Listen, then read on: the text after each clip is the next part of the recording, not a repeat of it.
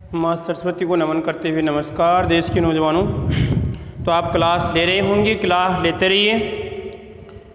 समय कम है, कम समय में लक्ष्य को प्राप्त करना है लालो लालियों, अन्यथा इन मज़ों की सज़ा आपको भुगतनी पड़ेगी, बहुत बुरा होगा। ठीक है, कंपटीशन बहुत हार्ड हो रहा है। एग्रीकल्चर सब्जेक्ट लिया है, एग्रीकल्चर ध्यान रखना, इसकी मुख्य वैल्यू यहाँ पर ही आती है। सबसे पहला लक्ष्य होता है जेड को प्राप्त करना। अन्यथा आप यदि मान लीजिए अगर नॉर्मल बीएससी करते हैं तो वहाँ पर बायोलॉजी जो मैथ वाले आते हैं उनसे आसपास नहीं जा सकते आप, क्योंकि वो स्पेशल केमिस्ट्री पढ़ के आते हैं और आपने केवल एग्रीकल्चर केमिस्ट्री पढ़ी है। तो इससे अच्छा है कि आपके ऊपर जो कलंक है उस कलंक को आपको दूर करना है लालो लालियों, कि जेट वाले कुछ कर नहीं सकते। अरे क्यों नहीं कर सकते? यदि जेट में सिलेक्शन है तो उनसे बड़ा कोई नहीं हो सकता, उनसे बड़ा कोई नहीं हो सकता। अरे सोचिए, यदि खाने के लिए खाद्यान्न नहीं होगा तो कहाँ पर आपकी बायोलॉजी आएगी? तो सोच लो देश के नौजवानों, कुछ करना है तो अभी की बार सिलेक्शन लेना है, कैसे भी ठान लो। 1 महीने में सिलेक्शन ले सकते हैं। अरे क्यों नहीं ले सकते? क्या दिक्कत है? 1 महीने में कौन सी समस्या, आपको कौन सी सुविधा नहीं मिल रही है? घर वाले आपके लिए मेहनत करें तो आ जाओ फुर्ती से। ठीक है, हमारे बिंदु पे आते हैं, हम शुरुआत करते हैं आपकी केमिस्ट्री की। ठीक है, तो केमिस्ट्री में देखो हम बात कर रहे थे किसकी, जो आपका तुल्यांकी भार था, तुल्यांकी भार की लगभग जो जिससे ऑक्साइड का था, यहाँ पर मूलकों का था, यौगिक का था, अपचायकों का तुल्यांकी भार हमने निकाली था। ठीक है, और लगभग इनका तुल्यांकी भार निकालने के बाद में आज हम पढ़ेंगे इनकी विधियाँ। तुल्यांकी भार निकालने की कौन कौन सी विधियाँ होती हैं, किस किस विधि के द्वारा तुल्यांकी भार निकाल सकते हैं, क्वेश्चन कैसा बन सकता है, इसमें कैसा क्वेश्चन बन सकता है। क्योंकि कुछ नौजवान तो देख के ही घबरा जाते हैं, बोलते हैं कि सिर्फ फिजिकल का है। अरे बेटा फिजिकल का नहीं है, फिजिकल तेरी सोच है, क्योंकि आपने बातें पढ़ी नहीं, बातें पढ़ी नहीं। इनको तो बस ऐसा लगता है कोई भी ऐसा न्यूमेरिकल आ गया तो फिजिकल का है, बस उस फिजिकल को बदनाम करते हैं बेचारी को। थोड़ा बहुत पढ़ो, क्वेश्चन फिजिकल के आपकी इनऑर्गेनिक ऑर्गेनिक दोनों से बन सकते हैं, जरूरी नहीं ठेका कि फिजिकल से वहाँ से आता है। ठीक है, देखो तुल्यांकी भार निकालने की विधियां पढ़ेंगे। क्या पढ़ेंगे? आपकी तुल्यांकी भार निकालने की विधियां, निकालने की विधियां, निकालने की विधियां। अब तुल्यांकी भार में सर यहाँ पे जो हम पढ़ेंगे उन्हीं का नाम लिखेंगे। वैसे लगभग 5 विधियां होती है तुल्यांकी भार निकालने, कितनी होती है? 5 विधियां होती हैं। जो पहली विधि का मैं नाम लिख रहा हूँ वो कौन सी आएगी? आपकी हाइड्रोजन, क्या आएगी इसमें? हाइड्रोजन विस्थापन विधि। अब देखो नाम से स्पष्ट हो रहा है, तो क्या नाम थोड़ी पूछेगा आपसे, मैं नाम पूछेगा। हाइड्रोजन विस्थापन विधि। उसके बाद में दूसरी कौन सी आएगी हमारी? दूसरी तो विधि कल आएगी आपकी, यहाँ पर कहूँगा कि ऑक्साइड, किसके आधार पर? कि ऑक्साइड के आधार पर हम क्या निकालते हैं? तुल्यांकी भार निकालते हैं। तो हम दोनों को देख लेते हैं। इस वाली विधि में क्या है, देखो इसमें कि पहली बात तो जो ये वाली विधि होगी, इस विधि में सर क्या होना चाहिए? आपका हाइड्रोजन गैस होनी चाहिए। अब सर हाइड्रोजन गैस किससे? जो आपके एसिड पाए जाते हैं, जो अम्लों से, यहाँ पे कह सकता हूँ जैसे आपका HCl है या आपका H2SO4 है, इनसे आपकी गैस टिकनी चाहिए। अब सर यहाँ पे अब किन के लिए काम में लेंगे? तो यहाँ पे देखिए, ये मैं कह सकता हूँ जैसे आपका कैल्शियम है, यहाँ पे मैग्नीशियम है, जिंक है, एसन है, ये टिन है, ये जो धातुएं पाई जाती है, इन धातुओं का तुल्यांकी भार निकालने के लिए हम इस विधि का प्रयोग करते हैं। इस विधि में क्या होगा? यहाँ पे देखिए, इस विधि में लालो और लालियो, यहाँ पे ध्यान से देख रहे हैं। इसमें क्या होता है? यहाँ पर आपका एक लगभग कीपाकार क्या होता है? फ्लास्क होता है। क्या होगा? इस कीपाकार फ्लास्क को यहाँ पे सिस्टम देखते हैं। यहाँ पे क्या होगा कि जिस समय धातु को निकालना, उस धातु को यहाँ पर हम क्या करते हैं? उस धातु को यहाँ पे डालते हैं, और डालने के बाद में इसमें क्या करते हैं कि नली में आपका लगभग कौन सा अम्ल? आपका HCl अम्ल डालते हैं।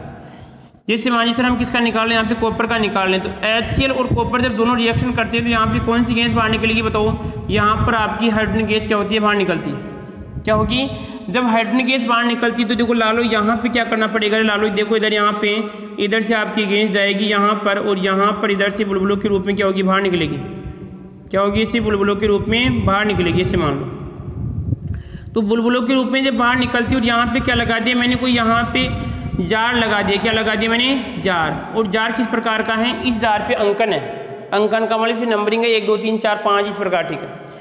अब क्या होगा जब दोनों की मध्य रिएक्शन होगी तो रिएक्शन क्या होगी, सोचो दिमाग लगाओ कि क्या क्या बन सकता है। सर यहाँ पे आएगा कॉपर और यहाँ पर आएगा आपका इसमें HCl। अब लगा लो दिमाग, इतना तो आप जानते हैं, ठीक है। तो देखो यहाँ पे कॉपर की यहाँ पे क्या इसमें या तो बन सकता है आपका 1 या बन सकता है 2, तो यहाँ पे बन जाएगा इसमें Cu और आपका Cl2 बनेगा और आपकी H2 गैस इसमें बाहर निकलेगी। ये H2 गैस यहाँ पे इसके माध्यम से इस दार में क्या हो जाएगी, इकट्ठी हो जाएगी और इससे हमें H2 का आयतन मालूम चल जाएगा, आयतन की जानकारी हो जाएगी। इस बात का ध्यान रखना है, आयतन, और उस आयतन को क्या बोलेंगे, V1 बोलेंगे।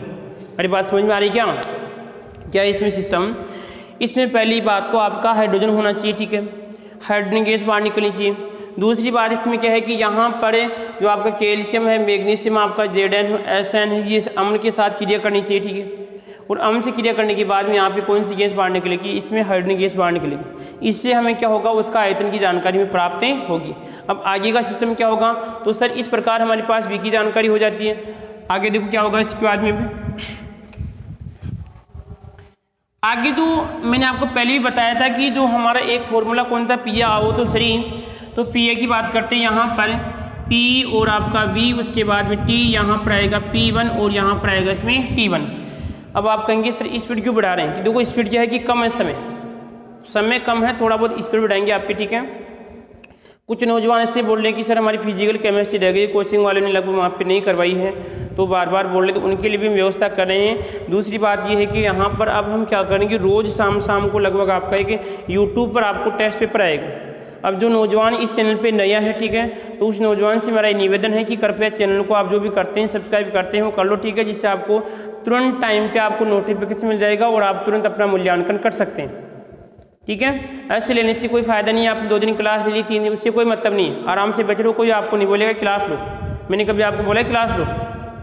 हाँ ये है कि जो बच्चे उत्सुक हैं क्लास लेने के लिए, उनके लिए फ़ायदेमंद है, ठीक है। अभी कुछ नौजवान पूछ रहे हैं कि सर फार्म लगा दिए, नहीं लगाए। अरे बेटा अभी तो नहीं लगाना तेरे को, अभी भी सोच रहे हैं, अरे 11 तारीख का भी इंतजार कर रहे हैं, 2 महीने हो गए आपकी फॉर्म लगाते फिर भी इंतजार करेंगे, आज फॉर्म लगाए नहीं लगाए, तो उनका तो मारवाड़ डूबेगा निश्चित है। जो फॉर्म का इंतजार कर रहे हैं, फॉर्म लगाएंगे, उसके बाद में तैयारी करेंगे, फिर एग्जाम देखेंगे, क्या सर 11 जुलाई को होगी या नहीं होगी, सर थोड़ी बढ़ जाए तो बढ़िया ही है। अरे तेरे लिए तो अगर पूरी उम्र के लिए बढ़ा देना तो भी तेरा सिलेक्शन नहीं होगा। फिर तो सिलेक्शन वाला कभी नहीं पूछता है कि एग्जाम डेट बढ़े या नहीं बढ़े, उसको मतलब है कि मेरे को तो इस तारीख को एग्जाम देनी है, इसके अनुसार मेरे को तैयारी करनी है। तो सोचो थोड़ा बहुत, ठीक है। तो इसमें क्या होगा कि P और आपका यहाँ पर V, T यहाँ पे P1 और आपका V1 T1 आएगा। अब सर हमारे पास क्या होगा कि इस P या AO से हमारे पास V का मान आएगा, तो यहाँ पर आएगा V बराबर P1 और यहाँ पर V1 और यहाँ पे क्या आएगा इसमें T और यहाँ पे P और यहाँ पे क्या आएगा इसमें आपका T1 आएगा, ठीक है। अब सर V का मान कैसे आएगा, V का मान प्राप्त करने के बाद में क्या करना पड़ेगा, हमारे पास इसमें आएगा धातु का तुल्यांकी भार, क्या आएगा, धातु का तुल्यांकी भार, ठीक है। तो इसमें आएगा इसमें हाइड्रोजन का भार, यहाँ पे क्या आएगा इसमें हाइड्रोजन का भार, और उसके बाद नीचे क्या आएगा इसमें, ध्यान रखना NTP पर VmL हाइड्रोजन का आयतन, VmL हाइड्रोजन का आयतन, और उसके बाद में यहाँ पे ध्यान रखना इसमें कौन सी 0 पॉइंट, यहाँ पे ये वाला सिस्टम आएगा, ध्यान रखना इसको से मल्टीप्लाई करना पड़ेगा, ठीक है। इस प्रकार हमारे पास इस मेथड से तुल्यांकी भार की जानकारी होगी। केवल इस वाली विधि से सर हमारे पास किसका मान, इस वाले से तो हमारे पास V1 का मान आया था, फिर सर बाकी मान आपको क्वेश्चन में मिलेंगे, ठीक है। अब सर ये कौन सी वैल्यू है, ये हमारी कौन सी है सर, आपकी NTP मानक ताप व दाब पर, इसको हम STP भी कह सकते हैं, कोई दिक्कत नहीं है। और सर ये कौन सी वैल्यू होती है, हमारी प्रयोग वाली वैल्यू, जो हम एक्सपेरिमेंट करते हैं प्रयोगशाला में, वो वैल्यू क्या कहलाएगी, P1 V1 कहलाएगी, यहाँ पे T1 आएगा, उसके बाद में आपका NTP P1 और यहाँ पे PVT आएगा, क्या आएगा इसमें PVT, P या आओ तो जो भी, ठीक है। तो सर अब देखते हैं कि हम एक क्वेश्चन कर लेते हैं, पता नहीं कैसा क्वेश्चन आ सकता है, ठीक है। तो यहाँ पे देखिए, इसमें क्वेश्चन मैं आपको बना रहा हूँ, यहाँ पे मैं इसे मान लीजिए क्वेश्चन बनाए इसका, तो क्वेश्चन बनाते हैं लालो, देखो ध्यान से इधर। क्वेश्चन कुछ इस प्रकार है, देखो क्वेश्चन की मेथड को समझो आप सोचेंगे कि सर आप, मैंने कहा भाई मेथड पता है इसमें, भाई ऐसा क्वेश्चन बन सकता है, शायद ऐसा क्वेश्चन बना लेंगे, ठीक है। तो यहाँ पे देखिए मैंने कहा कि क्वेश्चन बनाया, क्वेश्चन में ये था लगभग हाइड्रोजन का भार आपको दे रखा है कितना, 205 ग्राम, कितना 205 ग्राम हाइड्रोजन का भार है। क्या इसमें हाइड्रोजन का भार। दूसरी बात यहाँ पे मैं दे रहा हूँ इसमें आपको V1 का मान दे रखा है, यानी V1 का मान इससे मान लीजिए इसमें गैस का आयतन, हाइड्रोजन गैस का आयतन दे रखा है इसमें, या V1 का मान आएगा लगभग कितना 600 या 106, कितना मान लो आप 106 ml, कितना 106 ml आ गया। और ये बोल रहा है कि 205 ग्राम हाइड्रोजन का लगभग कितने 17 डिग्री सेंटीग्रेड पर तथा 755 mm दाब पर, 755 mm दाब पर V1 का मान कितना 106 होता है, तथा 17 डिग्री सेंटीग्रेड पर जलीय तनाव कितना है, जलीय तनाव इसमें 14.4 कितना है mm, या किसकी बात करते हैं, इसी फोर्स की बात करते हैं, कितना है 14.4 है। तो आपको क्या करना है, तुल्यांकी किसकी बात करनी है, इसमें थोड़ा इधर हो गया क्या शायद, यहाँ पे 17 डिग्री सेंटीग्रेड है,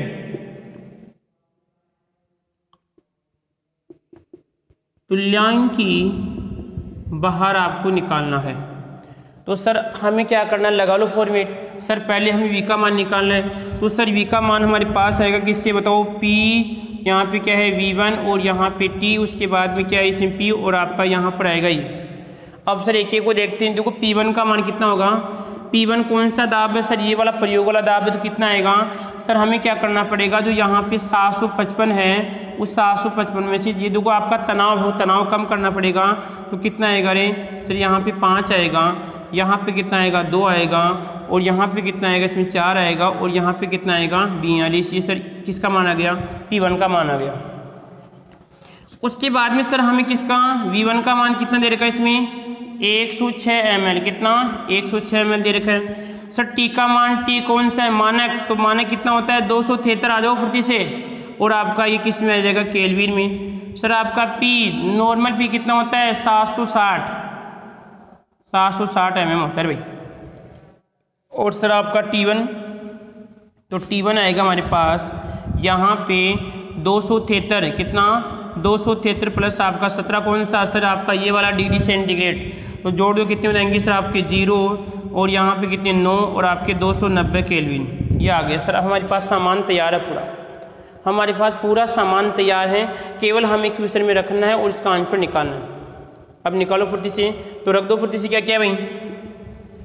तो सर P1 का मान देखो कितना है, P1 का मान है सर यहाँ पे 742 और यहाँ पे 5, उसके बाद में V1 का मान कितना है 106, और उसके बाद में आएगा यहाँ पे लगभग सर यहाँ पे T का मान कितना है भाई, T का मान है 273 है, और उसके बाद में यहाँ पे कितना आएगा, P का मान कितना है 760 है, और उसके बाद में T1 का मान कितना है 290।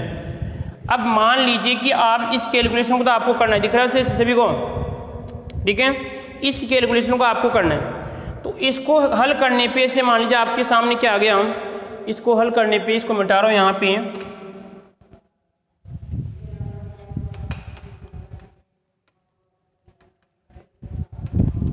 हमारे पास सर V का मान कितना आ गया, इससे मान लीजिए कितना आ गया 29, कितना आ गया 29 आ गया ml, कितना आ गया 29 ml।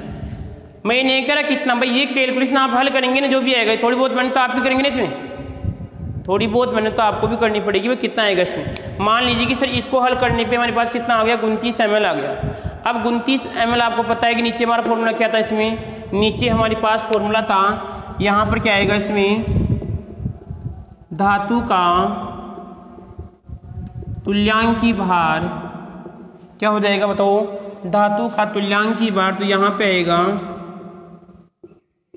हाइड्रोजन का भार, और नीचे आएगा NTP पर VmL का आयतन। VmL का मतलब कितनी बताओ, ये सर आपकी V यहाँ पर लिख सकता हूँ डायरेक्ट, 29 ml इंटू आपका 000 आपका 9 आएगा इसमें।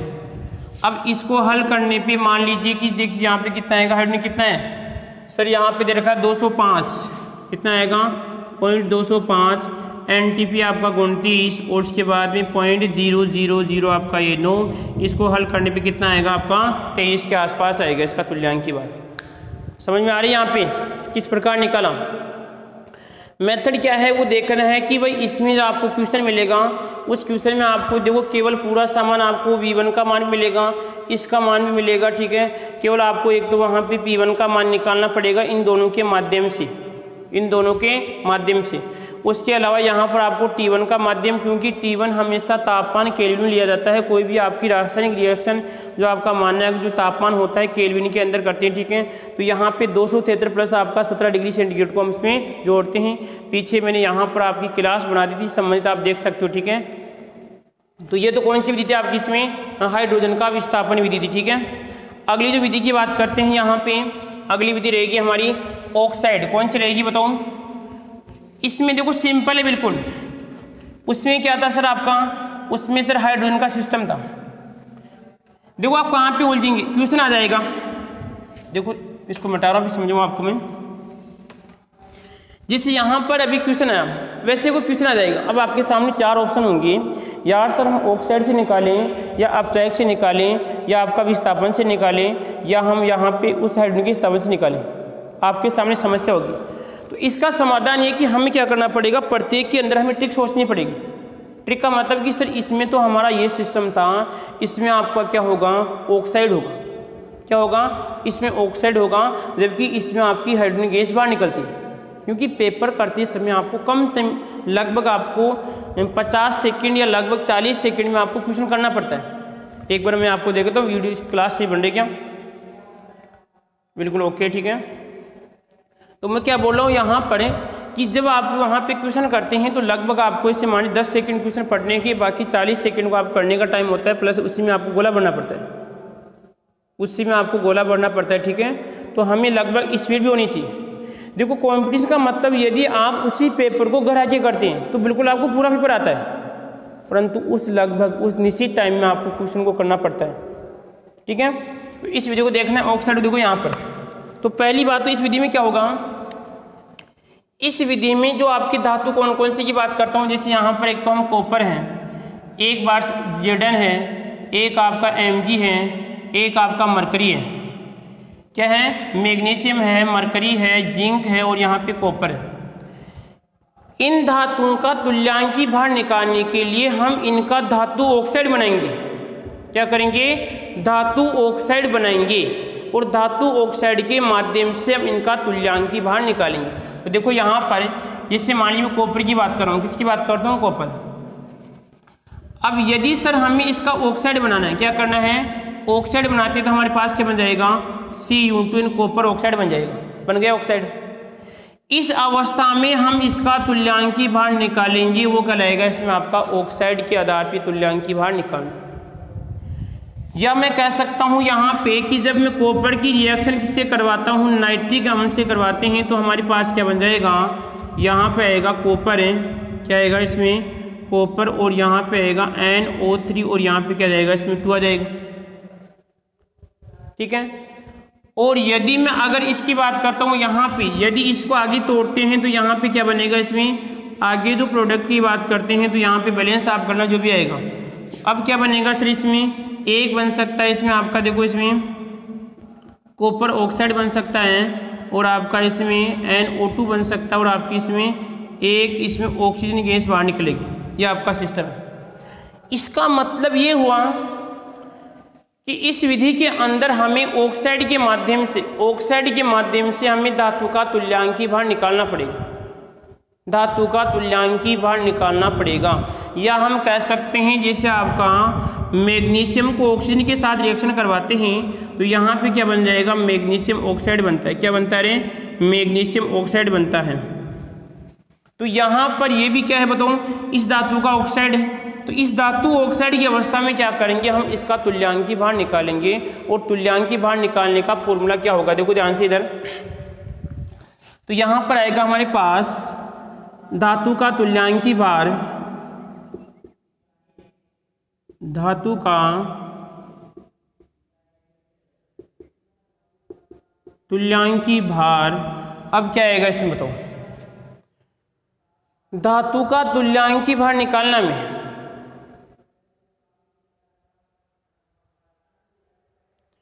तो देखो यदि ऑक्साइड है तो यहाँ पे क्या होगा, मल्टीप्लाई गुणा में तो क्या होगा, इससे मान लीजिए आपका ऑक्साइड आएगा, क्या आएगा इसमें 8 आएगा, क्योंकि ऑक्सीजन का तुल्यांकी भार कितना होता है, 8 होता है। अब सर ऊपर क्या आएगा, तो मैं नीचे देखो यहाँ पर क्या आएगा, W2 माइनस W1 आएगा, और यहाँ पर आएगा W1 आएगा, क्या आएगा इसमें W2 माइनस आपका W1। अब सर यहाँ पे W तो क्या है, यहाँ पे आएगा W1 तो है धातु का भार, और यहाँ पे W2 होगा इसमें ऑक्साइड का भार, यहाँ पे क्या आएगा कुल ऑक्साइड का भार। समझ रहे इसका मतलब क्या है, अरे लल्लुओं से कह रहा हूँ मैं आपको, लालाओ लाली ध्यान से सुनो। ये तो क्या है कि W1 तो धातु का भार, यदि मान लीजिए सर हमारे पास ये ऑक्साइड था, इसमें इस कॉपर का भार तो क्या कहलाएगा, W1 कहलाएगा, और इस पूरे का भार क्या कहलाएगा, W2 कहलाएगा, धातु ऑक्साइड कहलाएगा, ठीक है। और ये फॉर्मूला है, इसके आधार पे हम निकाल सकते हैं। तो यहाँ पे मैं आपको फिर क्वेश्चन बना रहा हूँ आपके सामने एक और, कितना सिंपल है। इसमें तो क्या होना चाहिए, पहली बात तो हमारे पास एक ऑक्साइड होना चाहिए, उस ऑक्साइड के आधार पर हम इस का तुल्यांकी भार निकाल सकते हैं, क्योंकि यहाँ पे पूरा सिस्टम इसमें ऑक्साइड का है, पूरा सिस्टम किसका, इसमें ऑक्साइड का पूरा सिस्टम। तो अब देखो कैसे, यदि मैं क्वेश्चन बनाऊँ, यहाँ पे देखिए हम क्वेश्चन बनाते हैं, इसको मिटा रहा हूँ, ठीक है, छापना चाहो छाप लो। इसमें इस प्रकार आपको रिएक्शन लिख देगा, और इसमें बताओ कि इसका तुल्यांकी भार कितना होगा, इसका तुल्यांकी भार कितना होगा। देखो और भी आपके पास तरीके हैं जिसमें कल आपको बताया था, ठीक है।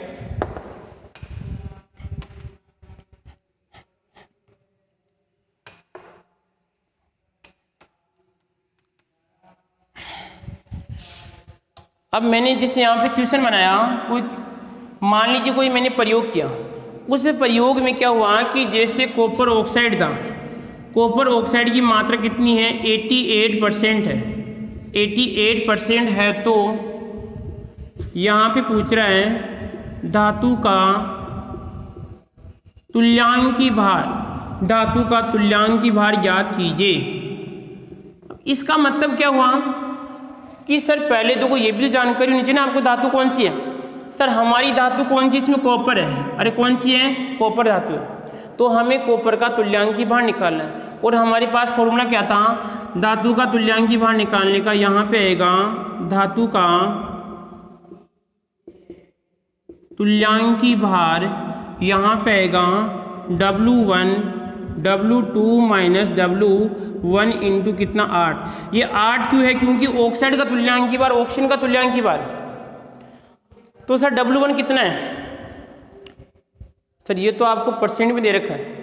मैंने आपको कहा था कि यदि कोई भी हम प्रयोग को 100% मान लेते हैं, अगर आपको कहीं पर भी परसेंट देखिए 100% मान लो, तो मैंने कहा कि मान लीजिए ये तो अगर कॉपर ऑक्साइड था, इस कॉपर ऑक्साइड को अगर मानिए 100 ग्राम मानते हो, कितना 100 ग्राम मानते हो, उस 100 ग्राम में से 88.8% क्या है, कॉपर है, कितना है 88.8%। तो इसका मतलब सर हमारे पास W1 का मान आ गया कितना, 88.8 ग्राम आ गया। सर W1 का मान आ गया, W2 का मान देखो ये वाला है, W2 का मान कौन सा है, यहाँ पे देखिए ऑक्साइड का टोटल बार कितना मान लिया मैंने, 100 मान लिया, तो ये किसका मान है हमारे पास बताओ, W2 का मान है। अरे जब W2 का मान आ गया, W1 का मान आ गया, तो अब क्या करना आपको, अब तो जो ही करना है जो आपको करना चाहिए, थोड़ा थोड़ा किया करो, ठीक है, टाइम मिलते मौका मार के, ठीक है। तो यहाँ पे देखो जब मौका मिलेगी तो हम बता देंगे, तो बताया करो जब बताने का मौका हो, ठीक है। ये कुछ बातें ऐसी होती हैं रह जाती है, मौका नहीं मिलता है, फिर सोचने में रह जाते हैं। अच्छा बुरा तो फिर बाद में देखा जाता है, अच्छा बुरा तो फिर बाद में देखा जाता है, भाई सही है गलत, अच्छे बुरे में रह जाओगे फिर क्या मतलब फालतू, ठीक है। तो जो भी आ रहा है बोलिए है। तो इसमें क्या होगा कि सर W1 का मान तो कितना है, W1 का मान दे रखा 88.88 यानी लगभग आपका, और सर यहाँ पे क्या आएगा W यानी 88.8 माइनस, अरे सर क्या हो गया रे, यहाँ पे आएगा 100 माइनस 88 यानी 8.8 इंटू 8 यार चल रहा है सर, क्या चक्कर, आज तो कुछ गड़बड़ है। अरे गड़बड़ नहीं है, आपके सामने है जो है, यहाँ पे 2 आएगा और यहाँ पे कितना आएगा 1 आएगा, क्या 9 में से गया तो 8, और इसमें से यहाँ पर 9 में से गया तो ये आएगा लगभग 11 के आसपास आ रहा है भाई लल्लू, ये पॉइंट से पॉइंट कट जाएगा इससे, तो यहाँ पे कितना आएगा 8 आएगा। अब इसको हल कर लो, कितना आएगा भाई, हल करना तो आपको आता है, जो भी हल करेंगे आपका आंसर होगा। तो ये क्या मैं ये भी मैं करूँ क्या, अरे लल्लू अरे जब 8 से काटो इसे कितने होते हैं, 8 एक 8 सर आपका एक बार चले जाएगा, कितने बच गए 3, और 8 चौक 32, फिर 14 बार कट गया। अब आपको 808 में किसका 8 का भाग देना है, कितनी बार जाएगा इसमें, तो लगभग आपके, और यहाँ पे यह रहेगा, ठीक है, और लगभग 4 बज के लगभग 63 पॉइंट कुछ आएगा, ऐसे मान लो 63 पॉइंट कुछ आएगा, वो इसका तुल्यांकी भार आएगा। तो यहाँ पर मैंने आपको 2 विधि बताई, ठीक है, कौन कौन सी, हाइड्रोजन का विस्थापन, ठीक है, और उसके बाद में कौन सी बताई मैंने आपको, ऑक्साइड के आधार पे हम क्या करते हैं, तुल्यांकी भार निकालते हैं लालो लालियों। तो ध्यान रखना क्वेश्चन कैसे बन सकता है। अब एक क्वेश्चन में आपको देखे जा रहा हूँ, ठीक है, यदि आप एक्टिव हैं तो वहाँ पे आप आंसर बताएंगे व्हाट्सएप के माध्यम से, अन्यथा आप इसका मतलब इनएक्टिव है, आप केवल यहाँ पे फॉर्मेलिटी पूरी करें और ये फॉर्मेलिटी आपको फिर बाद में याद आएगी। तो एक क्वेश्चन देके जा रहा हूँ, ठीक है, देखो ध्यान से इधर, तो ध्यान रखना जो नौजवान, अगर मान लीजिए एक नौजवान से बोल रहा है कि सर हमें लाइव क्लास चाहिए, क्या बोल रहा है, लाइव क्लास, लाइव का मतलब आप भी सामने और हम आपके सामने, समझ रहे हो यहाँ पे मतलब क्या है कि सर हमें लाइव क्लास चाहिए, आप भी सामने और हम भी आपके सामने, यदि आप आमने सामने होना चाहते हो आप, तो आपको भी थोड़ा बहुत कष्ट उठाना पड़ेगा, केवल थोड़ा बहुत कष्ट करना पड़ेगा, आपको कुछ नहीं है, थोड़ा बहुत कष्ट बस, क्योंकि आपको भी मालूम है कि जब जो आपका जो सब्सक्राइबर होते हैं वो थोड़ी बहुत बढ़ते हैं तो लाइव क्लास चलती है, क्योंकि आपको पता है कि हमने तो अब की बार जो ऑनलाइन का सिस्टम विशेष रूप से स्टार्ट किया है, ठीक है। यदि आप लाइव क्लास देखना चाहते हैं तो लगभग मान लीजिए जो क्लास में लग रहा है शायद 120 से 30 के आसपास नौजवान देखते हैं, तो ऐसे मान लीजिए हम तो अगर 80 नौजवान ऐसे मान लीजिए कि लगभग एक्टिव हैं, और यदि हमें से मान लीजिए 1000 सब्सक्राइब करने, बाकी और भी हम जो भी हैं, परंतु हमें तो 1000 करने। अगर मान लीजिए आप 80 विद्यार्थी हैं और अगर प्रत्येक विद्यार्थी अगर 10-10 सब्सक्राइब बढ़ाता है तो कितने होते हैं, 800 होते हैं। आप 800 कर दो, उसके बाद में आपको लाइव क्लास मिलेगी। इसमें नुकसान तो हमारा ही है, हमको क्या करना पड़ेगा, वाईफाई की व्यवस्था करनी पड़ेगी, प्लस में अलग से लैपटॉप की व्यवस्था करनी पड़ेगी, कैमरा की व्यवस्था करनी पड़ेगी। लगभग हमारे तो मान लीजिए कि आपके बहुत नुकसान है, परंतु हम आपके लिए नुकसान उठाने के लिए तैयार हैं। यदि आप इतना सहयोग करते हैं तो हम आपके लिए नुकसान उठाने के लिए तैयार हैं। तो हम आपको क्वेश्चन देके जा रहे हैं लालो लालियों। देखो यहाँ पे क्वेश्चन क्या है हमारा, कोई हमने प्रयोग किया, एक प्रयोग में यहाँ पे है, एक प्रयोग में लगभग 90% कॉपर प्राप्त होता है। एक प्रयोग में 90% कॉपर प्राप्त होता है। इससे मान लीजिए कि 90% कॉपर है तो कॉपर ऑक्साइड, यहाँ पे लिख रहा हूँ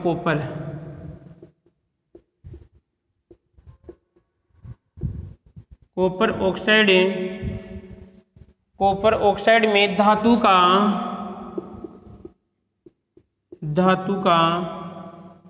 तुल्यांकी भार ज्ञात कीजिए, ये आपको आंसर देना है। ठीक है, अब देखो मैंने आपको पहले ही बताया था बात कि कभी भी तुल्यांक की बार फिक्स नहीं होता है। यहाँ पे कुछ अलग आएगा तुल्यांक की बार, पीछे वाले में कुछ अलग था तुल्यांक की बार। वहाँ पे 63 आ रहा था, बिल्कुल सही आ रहा था, परंतु सर हमने यहाँ पर चेंज किया तो अलग आना चाहिए फिर, ठीक है। तो यहाँ पर ये सिस्टम हो गया, और बाकी की जो क्लास होगी वो आगे आएगी। तो हमारी 3 विधियाँ हैं जो आगे वाली कक्षा में क्लियर कर लेंगे, ठीक है। तो जो भी है नौजवानों, जो मैंने आपको काम दिया है वो आप करते हैं, तो हम आपको क्या करते हैं, लाइव क्लास की हम शुरुआतें कर सकते हैं यदि आप लाइव क्लास चाहते हैं, ठीक है। हाँ जी सर जी, बंद करो आप।